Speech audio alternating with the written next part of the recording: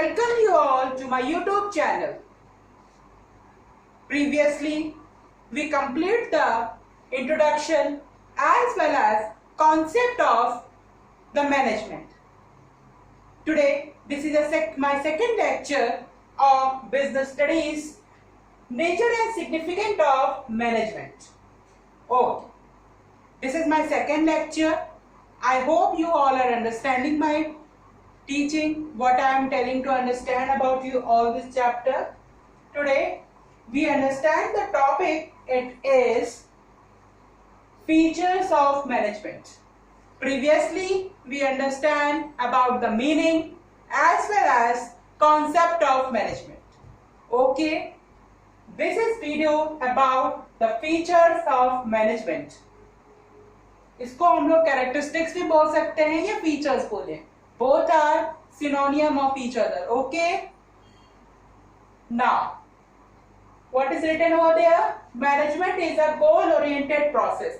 Means management क्या है? एक goal-oriented process है कि management अपने future को देखते हुए किया जाता है और management एक एजेंडा, एक टॉपिक या फिर एक ड्रीम को लेकर होता है.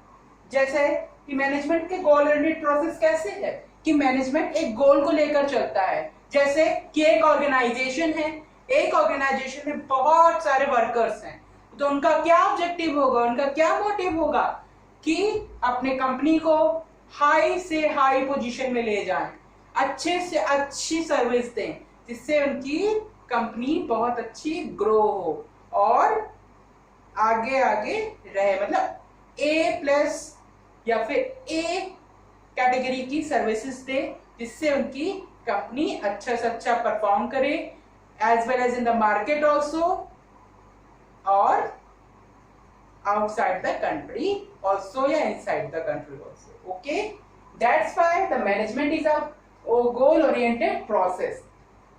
नाउ अगर हम यहाँ पे एग्जांपल लें, मैनेजमेंट गोल ओरिएंटेड प्रोसेस कैसे हो सकता है. अगर स्टूडेंट्स का एग्जांपल ले लेते हैं तो स्टूडेंट्स का क्या गोल रहता है कि वो अपनी स्टडीज में अच्छा से अच्छा स्कोर करें. तो उनका यही तो मोटिव है, यही उनका गोल है कि अपने टाइम को मैनेज करेंगे, अच्छा से मैनेज करेंगे तो बच्चे अच्छा से अच्छा स्कोर कर पाएंगे अपने इंटरनल एग्जामिनेशन में as well as your board examination. UP board में ये चैप्टर, ये इंपॉर्टेंट क्वेश्चन रहता है. फीचर्स पूछे जाते हैं. Okay, features are most important. Okay, or as well as introduction is also to be asked. You will not be content to be a separate contracted with your same book only. You have to understand this book also as well as CBSE board also, because in business studies you get both the questions from NCERT also as well as HM publication also. But it's very important that how to understand the topic and how will you present in your answer sheet that answer. How to impress your examiner. Okay, how would you write the answer? That's important. You can't leave any question in the board examination. Okay. Management is an intangible force. Second, हम लोगों ने पहले क्या पढ़ा? Management is a goal oriented process. फिर management is an intangible force. Means management क्या है? Intangible force है, मतलब मैनेजमेंट की जाती है, बस उसको हम लोग क्या कर सकते हैं, उसको छू नहीं सकते. मतलब कोई एक पर्सन नहीं है वो कि हम उसको छू सकते हैं या टच कर सकते हैं. So management is an intangible force कि उसके फोर्स को हम कभी छू नहीं सकते. Management is N composite process. मतलब मैनेजमेंट एक प्रोसेस, मतलब एक सीरीज, एक सीक्वेंस में चलता है. जैसे कि अगर कोई स्टूडेंट है तो स्टूडेंट क्या करेगा, अपने मैनेजमेंट कैसे करेगा वो, उसके लिए मैनेजमेंट क्या करेगा स्टूडेंट, जैसे अपने पढ़ाई को उसको और अच्छा करना है, अपने कॉन्सेप्ट्स को समझना है, तो क्या करेगा वो, टाइम टेबल बनाएगा, पढ़ेगा तो समझेगा तो उसको लिखने की कोशिश करेगा अपनी ओन वे में. तो क्या मतलब हुआ कि management is a composite process, कि इसमें क्या है, बच्चा एक सीक्वेंस में चल रहा है कि पहले वो क्या करेगा, इस तरह से समझेगा, है ना। स्कूल का भी ले लें तो स्कूल में भी क्या पीरियड्स लगते हैं आपके ना, पीरियड्स लगते हैं तो कैसे चलते हैं, first, second, third, fourth, fifth, तो क्या ये सीक्वेंस में चल रहा है ना, ये सीक्वेंस है, पूरा का पूरा सीक्वेंस है। So the management is a composite process, management एक सीक्वेंस में चलता है। क्या, मैनेजमेंट एक सीक्वेंस में चलता है।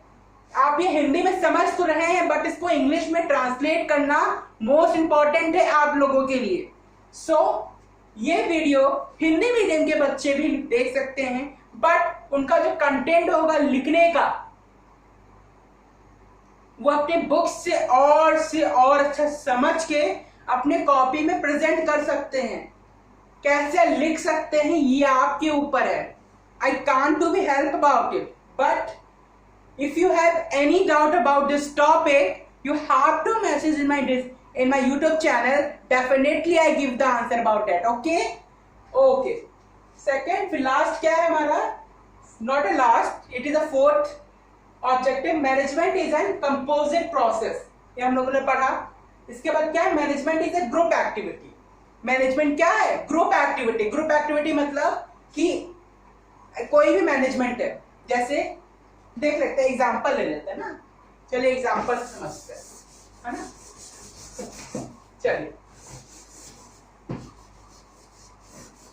चलिए एग्जांपल लेते हैं, तब समझाएंगे आप लोग कि मैनेजमेंट ग्रुप एक्टिविटी कैसे।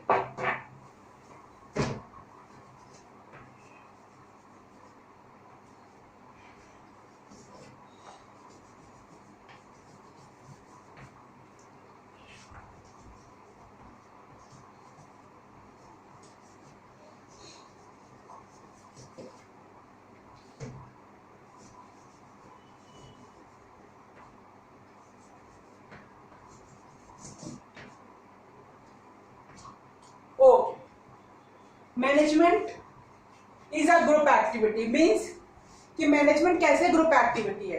अगर एग्जांपल लिया जाए, एग्जांपल जैसे कि टॉप लेवल मैनेजमेंट है, वैसे भी एक टॉपिक है आपके चैप्टर में, बट एज अ एग्जांपल इसको हम ले रहे हैं, टॉप लेवल मैनेजमेंट। इसको हम एम से डिनोट कर रहे हैं, समझ लीजिएगा। तो मिडिल लेवल मैनेजमेंट,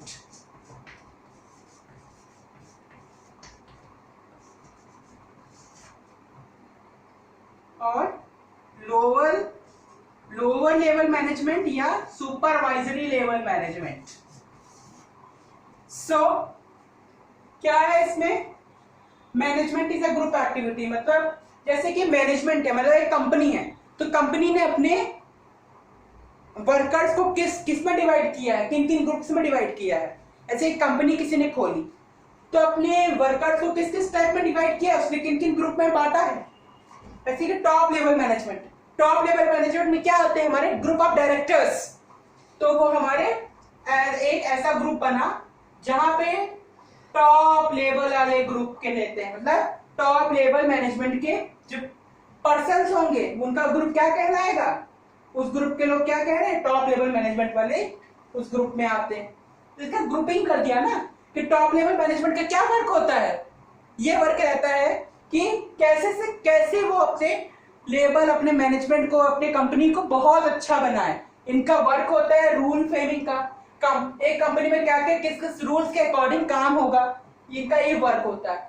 वो ये वर्क को बनाते हैं, रूल्स को बनाते हैं, तो अपने रूल्स की जो की बुक होती है समझने के लिए मिडिल लेवल मैनेजमेंट को दे देते हैं, वो समझती है, फिर वो अपनी लोअर लेवल मैनेजमेंट को देती है। उसके जो सब हेड्स होंगे वो अपने अंदर जो वर्कर्स हैं उनको समझाएगी, उससे अकॉर्डिंग वो काम करेंगे। तो ये ग्रुप में डिवाइड कर दिया, फिर इसको मिडिल लेवल ग्रुप में डिवाइड कर दिया, जो सब हेड्स आ जाते हैं, सब हेड्स के अंदर और इनसे भी छोटी पोस्ट वाले लोग। सो ये ग्रुपिंग की गई। इसको अभी और क्या है, ये ग्रुप एक्टिविटी के हिसाब से काम हो रहा है कि नहीं हो रहा है, कि टॉप लेवल का ये काम है तो अपने ग्रुप के हिसाब से वो काम करेंगे। मिडिल का काम क्या है, इम्प्लीमेंट करना, और ये लोग इसका काम करते हैं एग्जीक्यूट करना।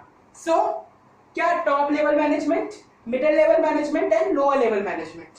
सो ये तो एग्जांपल हो गया, इसके आप आगे इसका भी पढ़ेंगे, इसके अंदर कौन कौन से सब हेड्स हैं, उनके क्या पोस्ट है, उनका क्या नाम है ना, ये समझेंगे आप। ओके, आगे देखते हैं। I hope you all are understanding what I am trying to understand, what I am trying to teaching with you. Okay okay, don't worry all of you all beta, please contact with us, definitely in UP board examination you scored 90 plus, okay? I know UP board बच्चों के लिए कोई भी challenge नहीं है, but आपको हम topic दे रहे हैं या टॉपिक समझा रहे हैं, आपको मैंने पेपर का कॉन्सेप्ट बताया है किस वे में आता है। Okay, don't take attention anything beta, you have to be revise those things which I am teaching day to day manner, try to write the answer on your own, take your pre-boards, unit test, class test seriously, okay? Write the answer and assume that you are writing the answer in your board examination, so you are able to write in your boards. Otherwise, you can't write anything. Business studies is a theoretical subject, but you study only 70 plus, 80 plus when you're writing in your board examination. Write clearly, neatly, and presentation is being very good. Try to make flow charts. Try to make flow charts in your exams, especially in long answers. Okay, short answer word limit आपको पता होगी कितनी लिखनी है। Okay, write to answer in your own words instead of being learning your answers. If you can't write in your own answers, if you are not understand the topic this again, तो please tell me and you have to be see this video again and again until your concepts are not to be satisfied, you are not, still you are not getting your answer, you are getting your topic. Try to ask your teachers in your class as well as with me also. If you trying to answer, you have to trying to got the answer of that your question, to please answer that questions in my descriptions. You get the answer my description box. Okay, okay, okay, okay, ठीक है। यहाँ पे few topics हो गए, अब क्या पढ़ेंगे? Objectives. Objectives पढ़ते हैं, ऑब्जेक्टिव्स ऑफ मैनेजमेंट।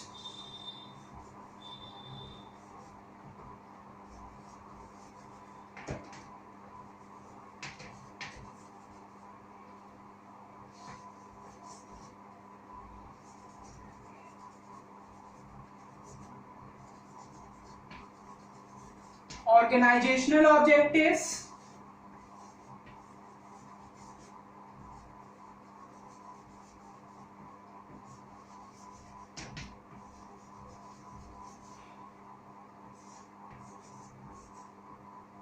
फर्स्टली हम इसी को समझेंगे।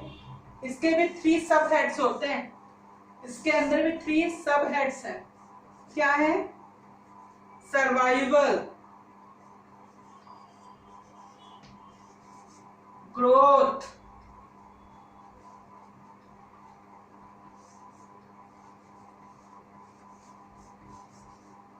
Profit.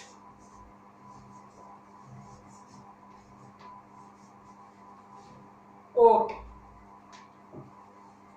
Objectives of management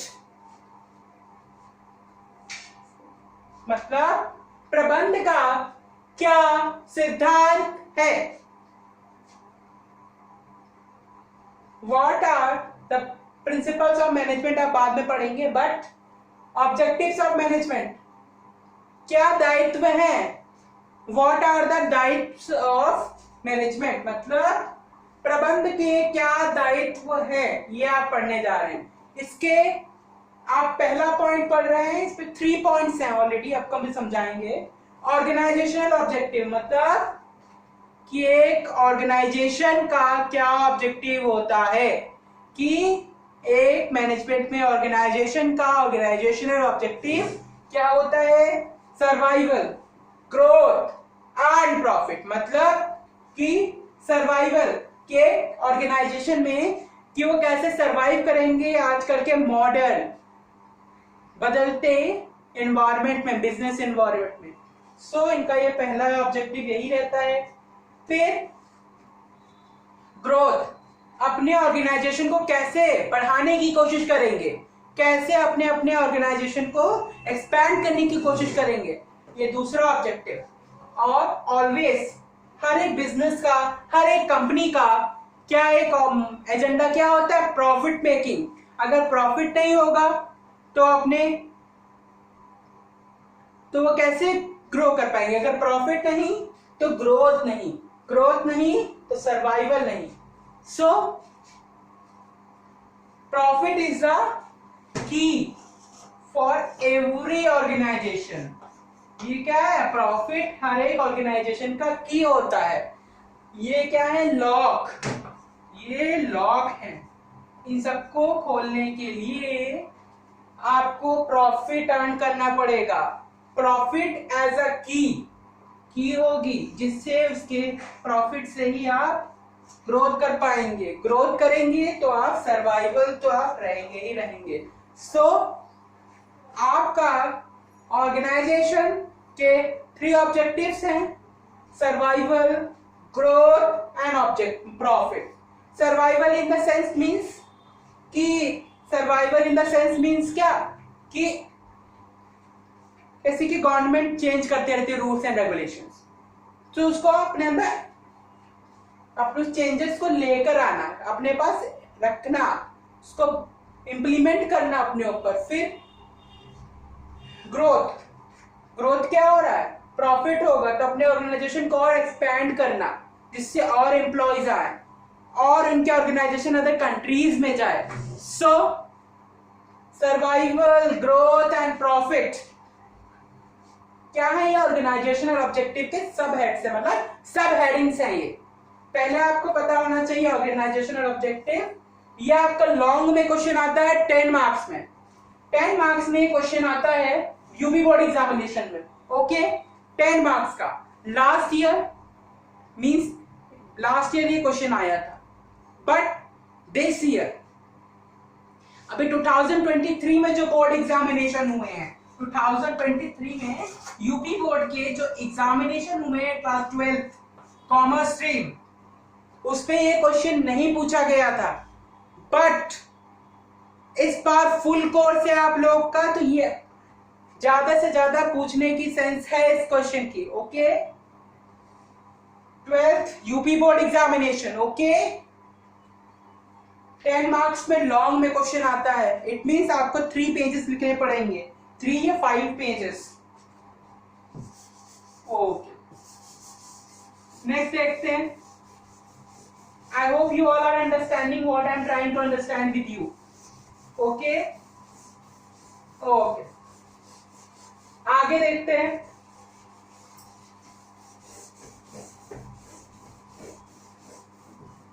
Okay. Social objectives.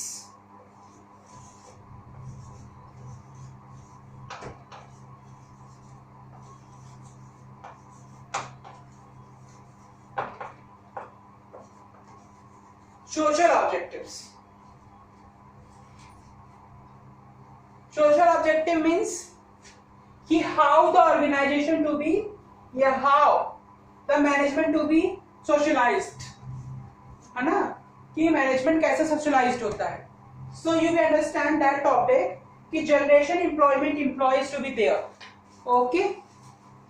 जैसे गैदरिंग ऑफ एम्प्लॉयज, अगर एम्प्लॉयज को गैदर किया जाए और उनको अलग अलग अपॉर्चुनिटीज दी जाए, जैसे टाइम टू टाइम हर एक एम्प्लॉय का प्रमोशन होता है तो सोशली वो इंक्रीज होता है। जैसे कि किसी भी एम्प्लॉय हो, कोई भी ऑर्गेनाइजेशन हो, अगर उसका जैसे कि वो बहुत दिन से वहां पे काम कर रहा है, बहुत ईयर्स, उसका क्या होता है, प्रमोशन होता है। सो मैनेजमेंट ने क्या किया, उसका प्रमोशन किया, सोशल ऑब्जेक्टिव उसके बढ़े, सोशली उसका दायित्व ज्यादा हो गया। सो इन द सेंस मीन्स कि बहुत बहुत चीजें उसको लेके वो देखते हैं अपने ऑब्जेक्टिव्स को। आगे देखते हैं, और ये भी दो टाइप के होते हैं सोशल, एक तो सोशल होता है और एक पर्सनल भी होता है। तो पर्सनल ऑब्जेक्टिव को लेकर भी लोग काम करते हैं, है ना।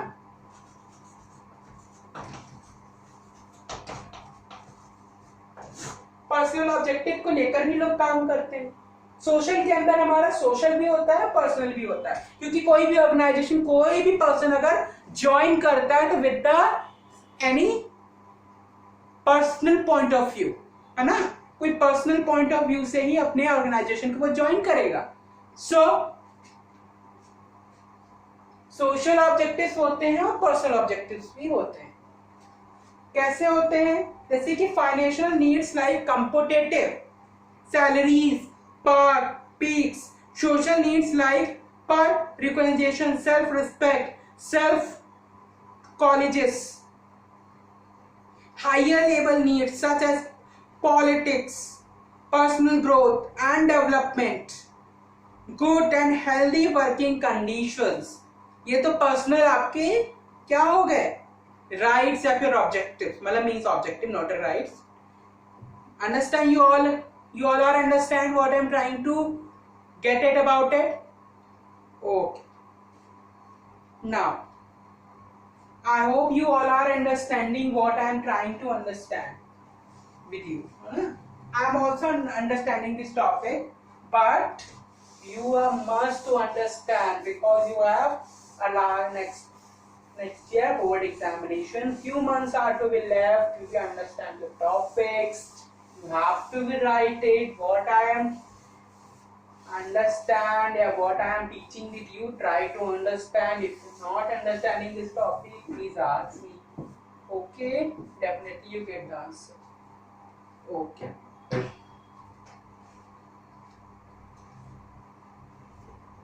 Nature of management.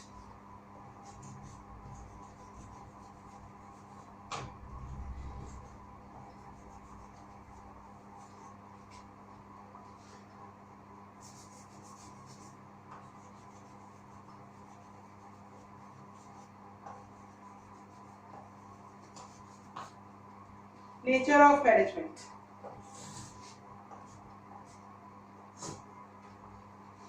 Okay, management क्या है, साइंस है या आर्ट है, क्या है, मैनेजमेंट एक साइंस है या आर्ट है।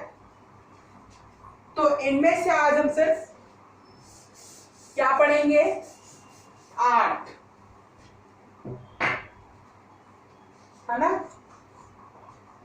मैनेजमेंट आर्ट क्यों है ये पढ़ेंगे, मैनेजमेंट आर्ट क्यों है ये पढ़ेंगे। चलिए समझने की कोशिश करते हैं मैनेजमेंट आर्ट क्यों है। ओके, चलिए try to understand why the management is art. Okay, you understand what I am trying to teaching you.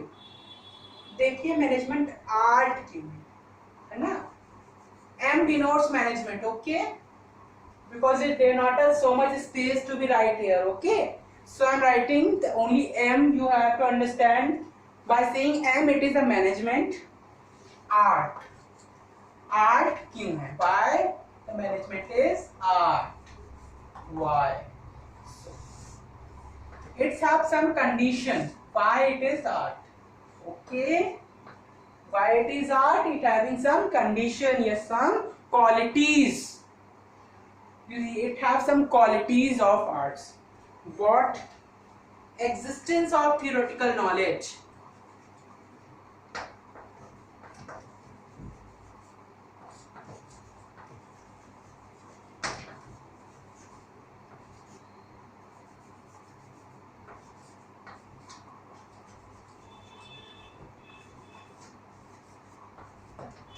theoretical of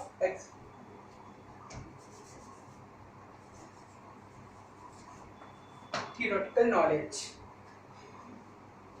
or personalized application.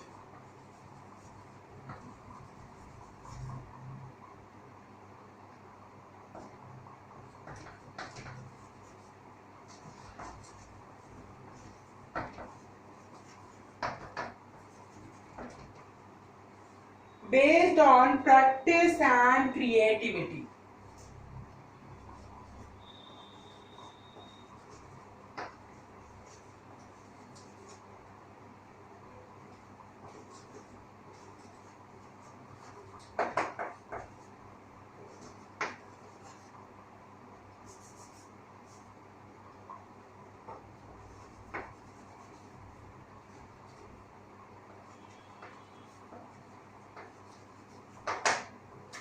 Okay. क्या है? It has some quality. Management have as a art. अगर management art है, मतलब management कला है. So if management is कला, okay. If a management is कला, why? So existence of theoretical knowledge. इसकी पहली क्वालिटी क्या है? Existence of theoretical knowledge. Theoretical knowledge के existence, personalised applications based on practice and creativity. मतलब कि प्रैक्टिस और क्रिएटिविटी पे बेस्ड होती है. Means existence of theoretical knowledge, personalised applications and based on practice and creativity. So let us understand why the existence of theoretical knowledge in a management means. Theoretical knowledge का existence मतलब existence क्यों है? So let us take the example कि हर एक organization होती है. For example, there are two boys. Okay, one who works as a manager in a restaurant and one who works as a manager in an organization. So both are working as a same job. अच्छा, both are working a same job. दोनों का काम है क्या? Manage करना. So एक organisation को manage कर रहा है और एक अपने रेस्टोरेंट को मैनेज कर रहा है. So क्या दोनों की नॉलेज एक है? मतलब दोनों की नॉलेज एक है, बट दोनों का अप्लाई तो एक ही चीज कर रहे हैं, है ना? तो इसके अंदर थ्योरेटिकल नॉलेज तो है ही.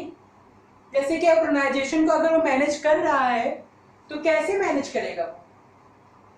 कि थ्योरेटिकल नॉलेज का मतलब ये हो गया कि ये तो मैंने एग्जांपल आपका पर्सनलाइज्ड एप्लीकेशन का दे दिया कि वो अपने अपने तरीके से, मतलब अगर दो लड़के हैं, दो बॉयज हैं, एक वर्क एक ऑर्गेनाइजेशन में कर रहा है और एक रेस्टोरेंट में अपना काम कर रहा है. मतलब अपने वर्क को, उसी सेम जॉब को एक मैनेजर एक रेस्टोरेंट में कर रहा है, तो उसका दोनों का काम करने का तरीका अलग होगा. अपने ऑर्गेनाइजेशन को वो अपने अलग तरीके से ऑर्गेनाइज करेगा, अपने अलग तरीके से मैनेज करेगा, और वो अपने रेस्टोरेंट को अपने तरीके से मैनेज करेगा. तो अपना का अपना अपना, मतलब हर एक पर्सन का अपना अपना रिव्यू होता है, अपना अपना तरीका होता है अपने अपनी चीज को संभालने का. तो ये पर्सनलाइज्ड है. थ्योरेटिकल नॉलेज का क्या मतलब हो गया?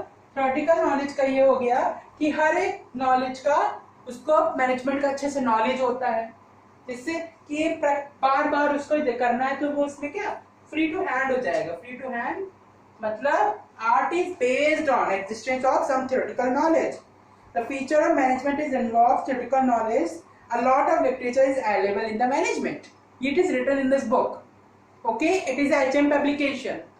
You have to purchase that book only. Okay. Let us understand the further topics. Existence of theoretical knowledge का मतलब समझ में आ गया होगा कि हर एक मैनेजमेंट में अलग अलग वे में कंप्लीट काम करते हैं, तो अलग अलग लिटरेचर के अकॉर्डिंग अपना काम वो कंप्लीट करने की ट्राई कर रहे हैं. Existence of theoretical knowledge means it is to try to understand how it is written and what I am trying to understand earlier only. कि अपनी अपनी नॉलेज के हिसाब से वो अपना अपना काम मैनेजर का करते हैं. कि एक थियोरेटिकल नॉलेज रहती है कि उस चीज को कैसे वो कंप्लीट करेंगे, किस वे में करेंगे. तभी वो एग्जिस्टेंस ऑफ थियोरेटिकल नॉलेज का मतलब ये हो गया. पर्सनल का मैंने समझा दिया कि दोनों की सेम जॉब है बट को अपने अलग अलग तरीके से करते हैं.